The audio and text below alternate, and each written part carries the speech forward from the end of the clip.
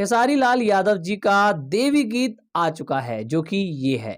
इस गाने की बात करें तो गाना बहुत सुरीला है और यार देवी गीत गानों की जब बात आती है तो उनका रिव्यू नहीं होता। उन गानों को हम जज नहीं कर सकते, हमारी औकात नहीं है। अभी हाल फिलहाल में जितने भी देवी गीत आए हैं, फिर वो पवन जी के हों, वो खेसारी लाल यादव जी के हों, जितने भी देवी गीत आते हैं वो सारे के सारे बेस्ट है अपनी जगह।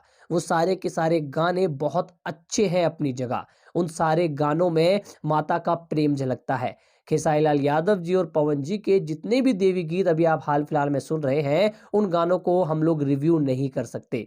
उन गानों के लिरिक्स बेस्ट होते हैं, उन गाने की वीडियो क्वालिटी बेस्ट होती है, क्योंकि वीडियो में हमें माता दिखती है, क्योंकि उन गानों में माता दिखती है। और जिन गानों में माता दिखती है उन गानों की वीडियो क्वालिटी 80-100 करोड़ के गानों से भी क्वालिटी कंटेंट होता है। जिन गानों में माता होती है उन गानों की जो क्वालिटी है वो 100 करोड़ 1000 करोड़ के गानों से भी बहुत अच्छी होती है।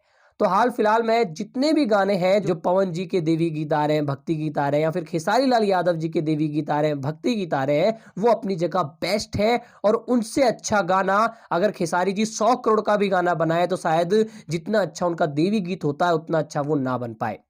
और ओवरऑल देखा जाए तो भाई भोजपुरी इंडस्ट्री और पूरे देश में नवरात्रे का उत्सव देखा जा रहा है। अब हर जगह पंडाल बन रहे हैं तो मुझे लगता है उन पंडालों में हर किसी का देवी गीत बचेगा, क्योंकि देवी गीत स्टारों के नाम पे नहीं बजते, देवी गीत माता के नाम पे बजते हैं। खैर, आप लोग क्या सोचते हैं पवन सिंह और खेसारी लाल यादव जी के देवी गानों के बारे में, भक्ति गानों के बारे में? कमेंट करके अवश्य बताएं। इस वीडियो में इतना ही। मैं मिलता हूं आप लोगों से किसी और वीडियो पे।